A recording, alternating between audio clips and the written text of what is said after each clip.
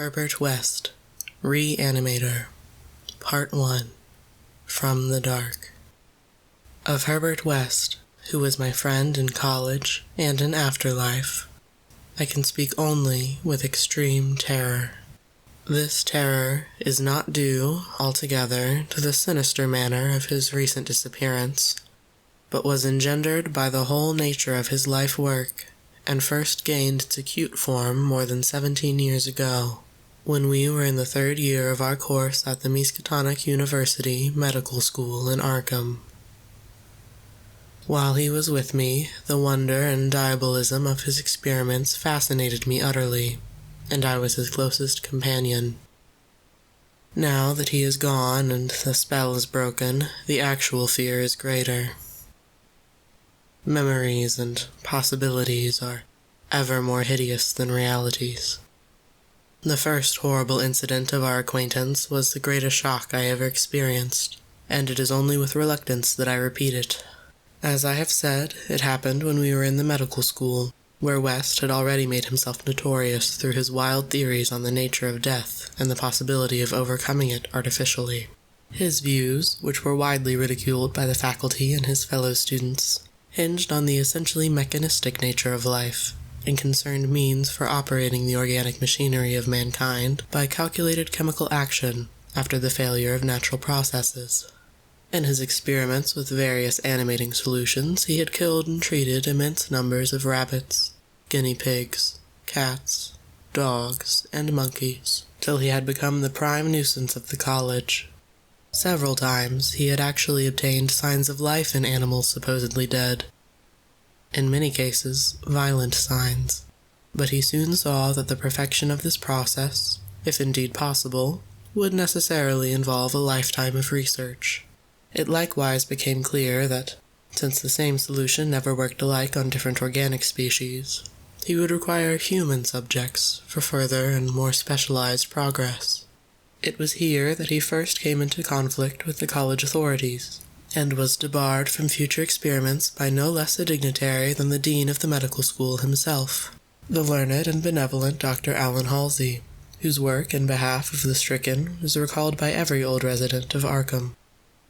I had always been exceptionally tolerant of West's pursuits, and we frequently discussed his theories, whose ramifications and corollaries were almost infinite. Holding with Haeckel that all life is a chemical and physical process, and that the so-called soul is a myth, my friend believed that artificial reanimation of the dead can depend only on the condition of the tissues, and that unless actual decomposition has set in, the corpse fully equipped with organs may, with suitable measures, be set going again in the peculiar fashion known as life. That the psychic or intellectual life might be impaired by the slight deterioration of sensitive brain cells, which even a short period of death would be apt to cause, West fully realized. It had at first been his hope to find a reagent which would restore vitality before the actual advent of death, and only repeated failures on animals had shown him that the natural and artificial life motions were incompatible. He then sought extreme freshness in his specimens, injecting his solutions into the blood immediately after the extinction of life. It was this circumstance which made the professors so carelessly skeptical, for they felt that true death had not occurred in any case. They did not stop to view the matter closely and reasoningly. It was not long after the faculty had interdicted his work that West confided to me his resolution to get fresh human bodies in some manner, and continue in secret the experiments he could no longer perform openly. To hear him discussing ways and means was rather ghastly, for at the college we had never procured anatomical specimens ourselves. Whenever the morgue proved inadequate, 2 local men attended to this matter, and they were seldom questioned. West was then a small, slender, spectacled youth with delicate features, yellow hair, pale blue eyes, and a soft voice, and it was uncanny to hear him dwelling on the relative merits of Christ Church Cemetery and the Potter's Field. We finally decided on the Potter's Field because practically everybody in Christ Church was embalmed, a thing of course ruinous to West's researches. I was by this time his active and enthralled assistant, and helped him make all his decisions, not only concerning the source of the bodies, but concerning a suitable place for our loathsome work. It was I who thought of the deserted Chapman farmhouse beyond Meadow Hill, where we fitted up on the ground floor an operating room and a laboratory, each with dark curtains to conceal our midnight doings. The place was far from any road, and in sight of no other house, yet precautions were none the less necessary, since rumors of strange lights, started by chance nocturnal roamers, would soon bring disaster on our enterprise. It was agreed to call the whole thing a chemical laboratory, if discovery should occur. Gradually, we equipped our sinister haunt of science with materials either purchased in Boston or quietly borrowed from the college. Materials carefully made unrecognizable, save to expert eyes, and provided spades and picks for the many burials we should have to make in the cellar. At the college, we used an incinerator, but the apparatus was too costly for our unauthorized laboratory. Bodies were always a nuisance, even the small guinea pig bodies from the slight clandestine experiments in West's room at the boarding house. We followed the local death notices like ghouls, for our specimens demanded particular qualities.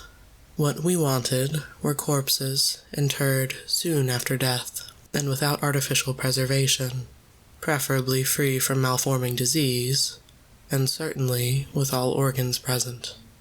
Accident victims were our best hope.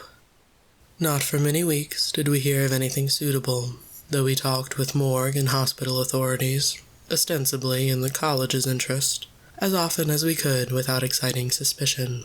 We found that the college had first choice in every case, so that it might be necessary to remain in Arkham during the summer, when only the limited summer school classes were held. In the end, though, luck favored us, for one day we heard of an almost ideal case in the Potter's Field. A brawny young workman drowned only the morning before in Sumner's Pond, and buried, at the town's expense, without delay or embalming. That afternoon we found the new grave, and determined to begin work soon after midnight. It was a repulsive task that we undertook in the black small hours, even though we lacked at that time the special horror of graveyards, which later experiences brought to us. We carried spades and oil-dark lanterns, for although electric torches were then manufactured, they were not as satisfactory as the tungsten contrivances of today. The process of unearthing was slow and sordid. It might have been gruesomely poetical if we had been artists instead of scientists, and we were glad when our spades struck wood. When the pine box was fully uncovered, West scrambled down and removed the lid, dragging out and propping up the contents. I reached down and hauled the contents out of the grave, then both toiled hard to restore the spot to its former appearance. The affair made us rather nervous, especially the stiff form and vacant face of our first trophy, but we managed to remove all traces of our visit. When we had patted down the last shovelful of earth, we put the specimen in a canvas sack and set out for the old Chapman place beyond Meadow Hill. On an improvised dissecting table in the old farmhouse, by the light of a powerful acetylene lamp, the specimen was not very spectral-looking. It had been a sturdy and, apparently, unimaginative youth of wholesome, plebeian type, large-framed, gray-eyed, and brown-haired, a sound animal without psychological subtleties, and probably having vital processes of the simplest and healthiest sort. Now, with the eyes closed, it looked more asleep than dead, though the expert test of my friend soon left no doubt on that score. We had, at last, what West had always longed for, a real, dead man of the ideal kind, ready for the solution as prepared according to the most careful calculations and theories for human use. The tension on our part became very great. We knew that there was scarcely a chance for anything like complete success, and could not avoid hideous fears at possible grotesque results of partial animation. Especially were we apprehensive concerning the mind and impulses of the creature, since, in the space following death, some of the more delicate cerebral cells might well have suffered deterioration. I, myself, still held some curious notions about the traditional soul of man, and felt an awe at the secrets that might be told by one returning from the dead. I wondered what sights this placid youth might have seen in inaccessible spheres, and what he could relate it, fully restored to life. But my wonder was not overwhelming, since, for the most part, I shared the materialism of my friend. He was calmer than I, as he forced a large quantity of his fluid into a vein of the body's arm, immediately binding the incision securely.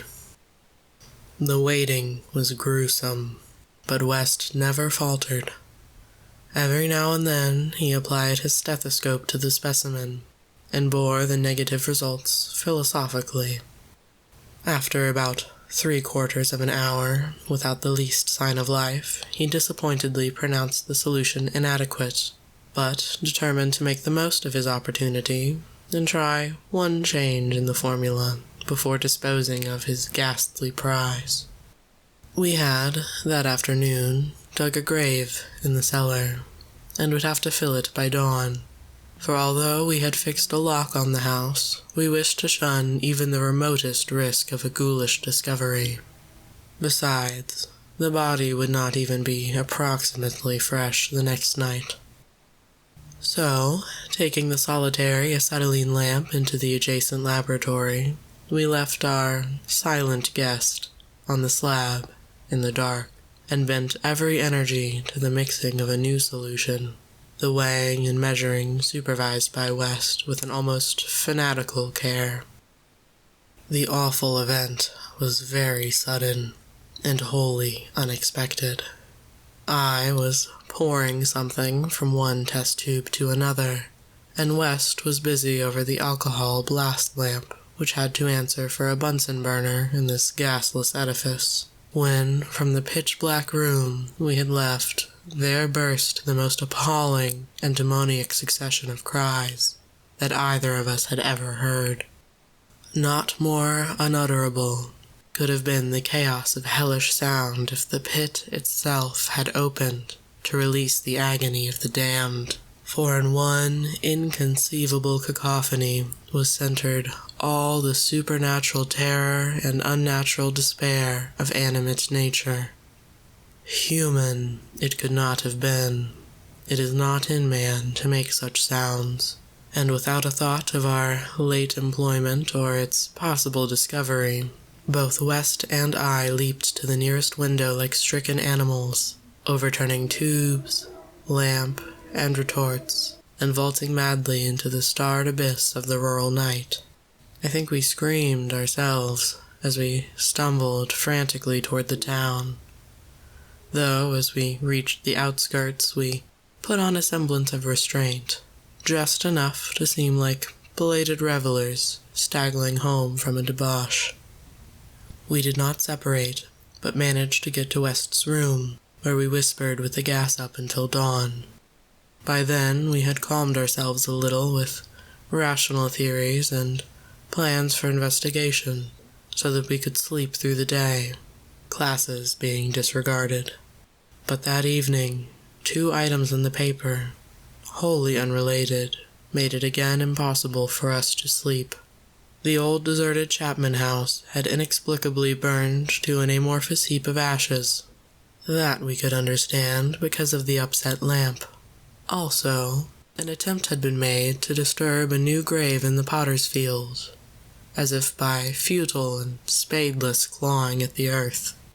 That we could not understand, for we had patted down the mold very carefully. And for 17 years after that, West would look frequently over his shoulder, and complain of fancied footsteps behind him. Now he has disappeared,